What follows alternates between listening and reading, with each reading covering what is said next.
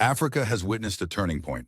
A dam once dismissed as a fantasy now rises in concrete and steel, taller than monuments, heavier than skepticism, and charged with the power to light millions of homes. The Grand Ethiopian Renaissance Dam, a $4 billion undertaking on the Blue Nile, has been declared complete. For Ethiopia, this is not simply a dam. It is a declaration that sovereignty is not negotiable. For 14 long years, the project stood as a battlefield of will, between those who said Ethiopia could not and those who insisted it must. Teachers gave their wages, farmers sold their harvests, the diaspora bought bonds not for profit but for pride. The dam became a mirror of Ethiopia itself, scarred, resilient, determined. Today, 11 turbines hum like a new heartbeat in the Horn of Africa. Yet the questions are bigger than electricity. Will this dam rewrite Africa's story of dependency? Or will it ignite conflicts that test the fragile bonds of a continent? Do not look away. What comes next may change how we read the map. Subscribe and keep watching. The story begins in 2011, when a nation often spoken of in terms of famine, aid, and fragility dared to imagine something audacious. Ethiopia laid the foundation stone of the Grand Ethiopian Renaissance Dam, a project so vast it would alter not just the course of a river, but the destiny of a people. At 145 meters high and 1.8 kilometers long, the structure was conceived to hold back 74 billion cubic meters of water, the lifeblood of the Nile. From the outset, skeptics abounded. How could one of Africa's poorest nations finance a $4 billion mega project without turning to foreign creditors? Ethiopia's answer was radical in its simplicity. It turned to its own people. Farmers in villages, civil servants in ministries, shopkeepers in crowded markets, all were called upon to contribute. Teachers pledged a month of salary. The diaspora, scattered across continents, wired funds home. Government bonds were marketed not as investments with dividends, but as acts of national duty.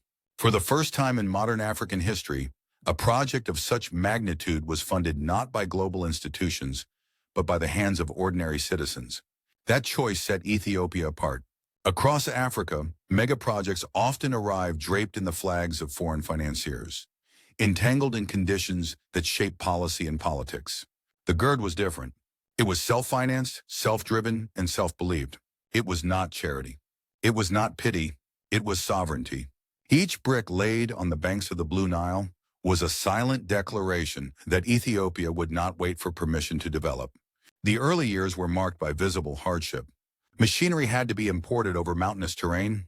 Roads were carved from unforgiving landscapes. Skilled engineers had to be trained from scratch, learning by doing in a project that demanded precision. There were breakdowns, shortages, even strikes. Yet somehow the dam continued to rise year after year. The construction site became a school, forging a new generation of Ethiopian engineers who today stand as one of the dam's least visible but most enduring legacies. By 2025, the concrete colossus stood complete, its 11 turbines ready to unleash 6,450 megawatts of power, more than double Ethiopia's existing capacity. Already 6 turbines are operational, feeding electricity into the grid, switching darkness into light for millions. In towns once throttled by blackouts, machines hum, factories stir, and children read under steady bulbs instead of flickering candles.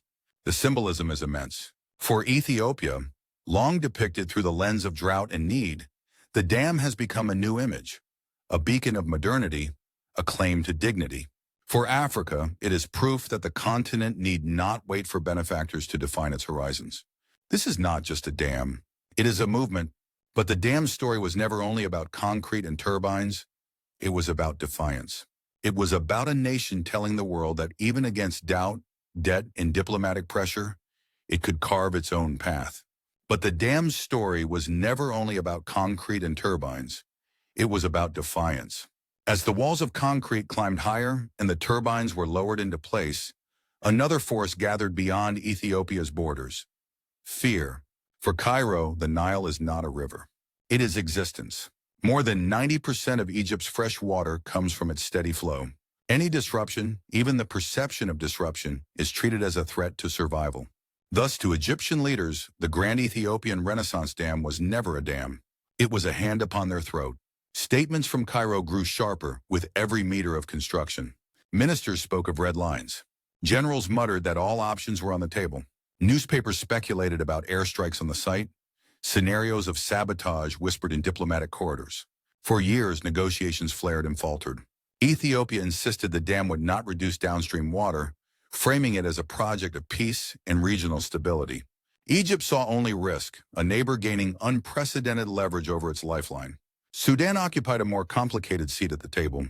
On one hand, it anticipated cheaper electricity and a more regulated Nile flow that could spare its fields from devastating floods.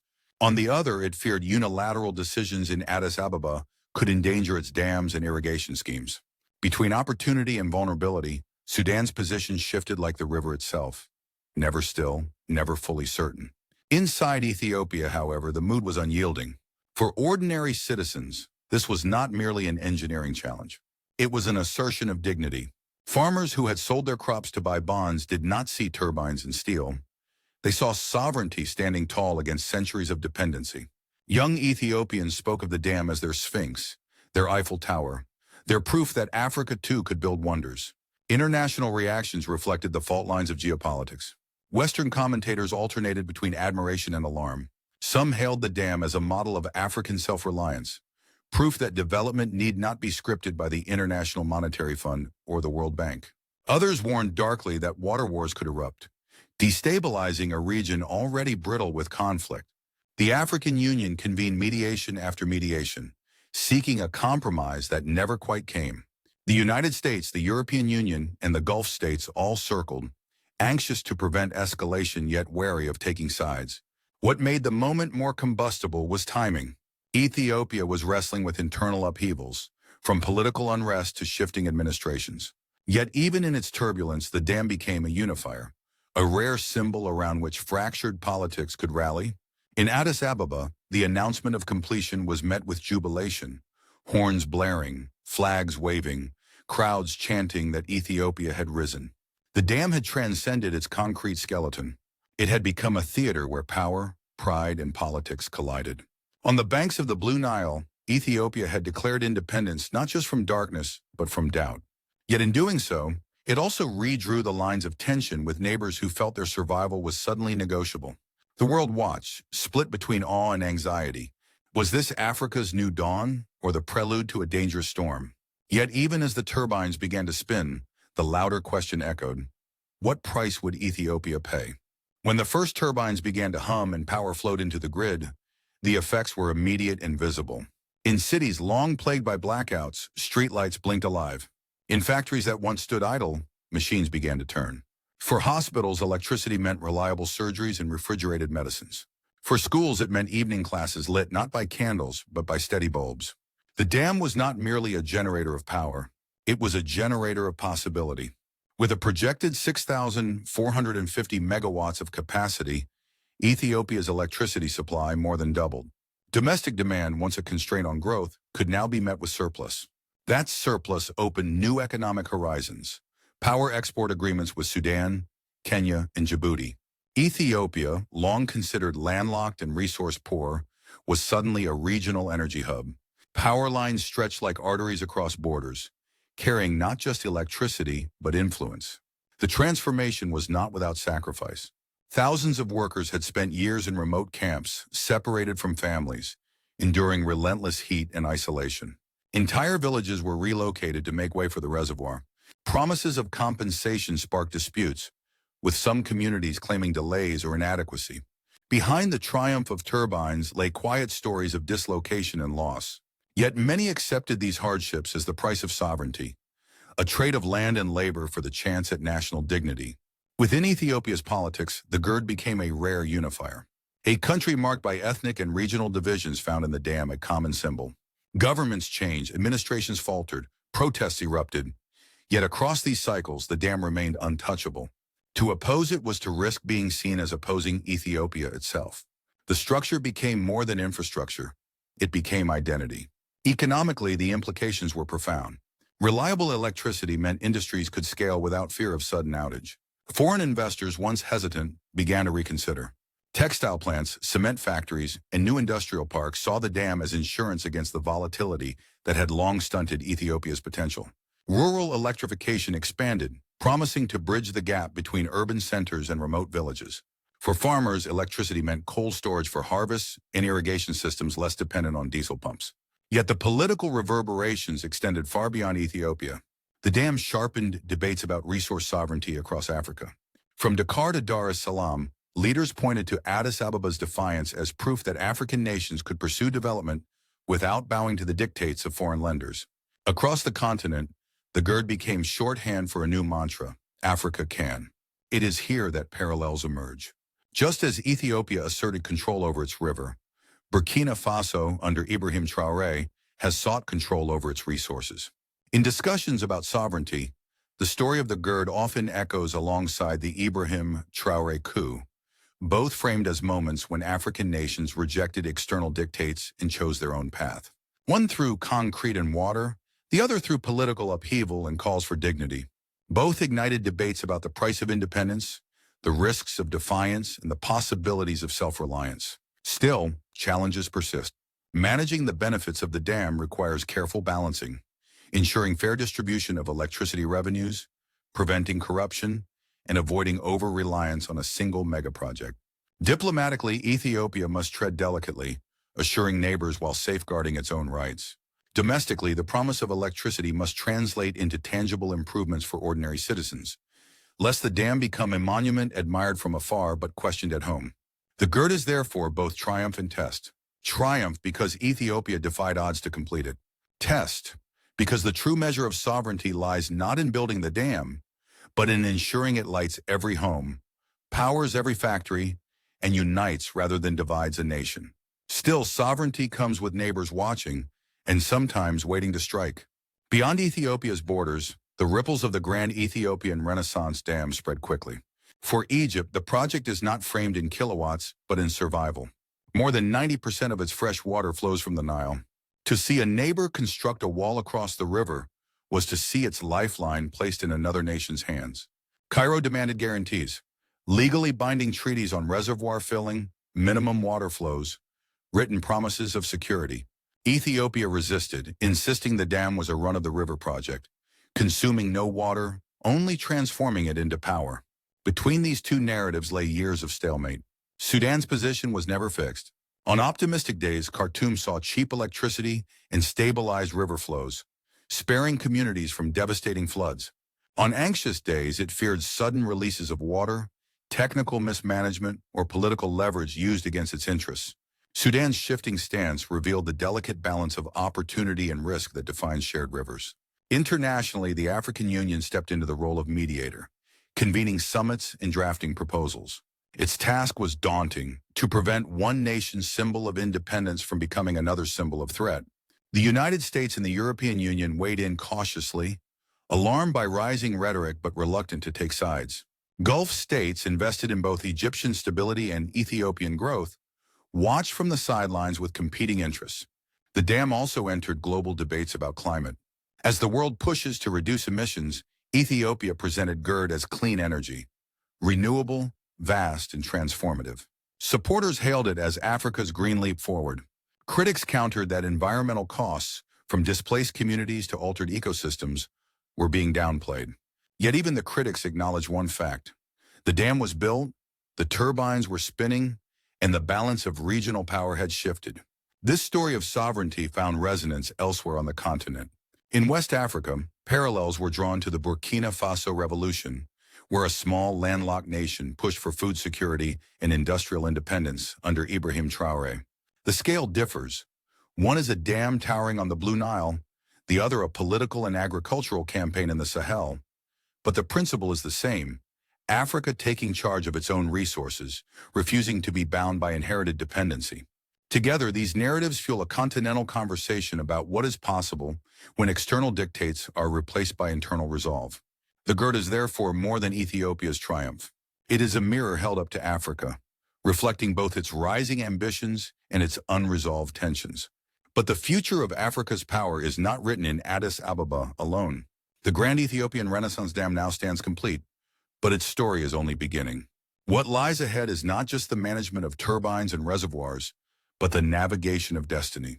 For Ethiopia, the dam is a foundation, not a finish line. With reliable electricity, the nation can pursue industrialization at a scale once unimaginable. Factories need not shut down at dusk. New industries, from digital technology to heavy manufacturing, can flourish under steady power. Ethiopia has positioned itself as an energy hub, ready to export electricity to Sudan, Kenya, and Djibouti. Power lines are more than infrastructure. They are lifelines of integration, binding economies together. Yet opportunity is paired with risk. The very leverage Ethiopia gains through electricity exports could make neighbors dependent, and dependency can breed resentment. Trust must be built carefully, with transparent agreements that prevent suspicion from sparking conflict. International diplomacy will continue to circle the dam like vultures, some eager to mediate, others to manipulate.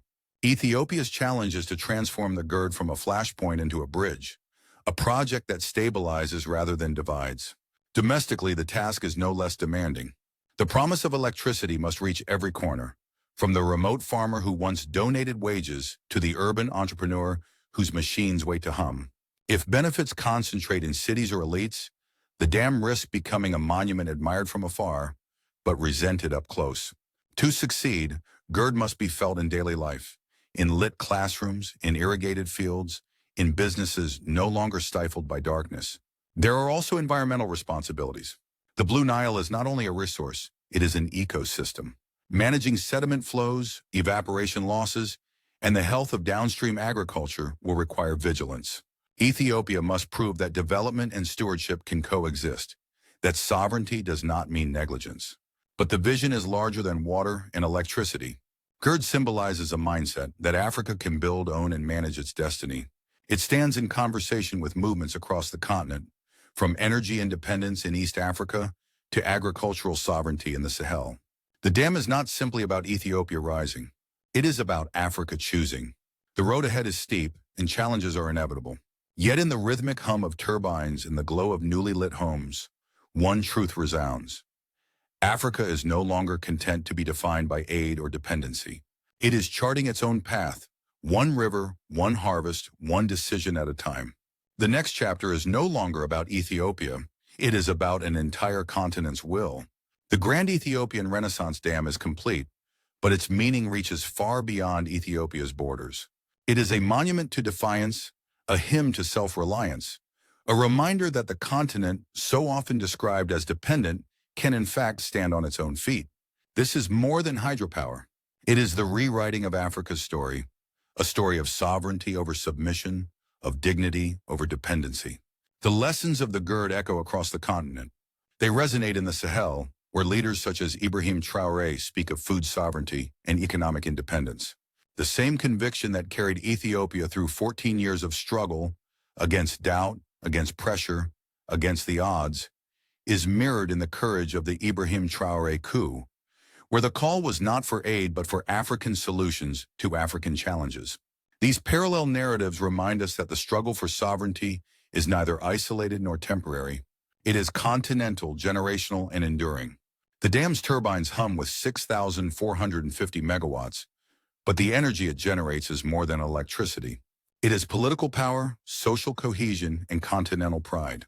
The Burkina Faso revolution, like Ethiopia's GERD, signals that African nations are no longer content to be shaped from outside. They are shaping themselves, often at great cost, but with a clarity of purpose no external force can easily extinguish. Of course, the challenges remain immense. Water must be shared, diplomacy must be sustained, and environmental risks must be managed with wisdom. Yet for all these complexities, one truth shines brighter than the rest. Africa is no longer merely reacting to history, it is writing it. So the question is not whether the GERD or the Ibrahim Traoré coup will be remembered as victories. The question is what comes next. If one landlocked nation can bend a river, and one young leader can bend politics, what else might be possible when the continent chooses sovereignty over silence? If this resonates with your sense of justice, do not leave. Subscribe and walk with us into Africa's unfolding story.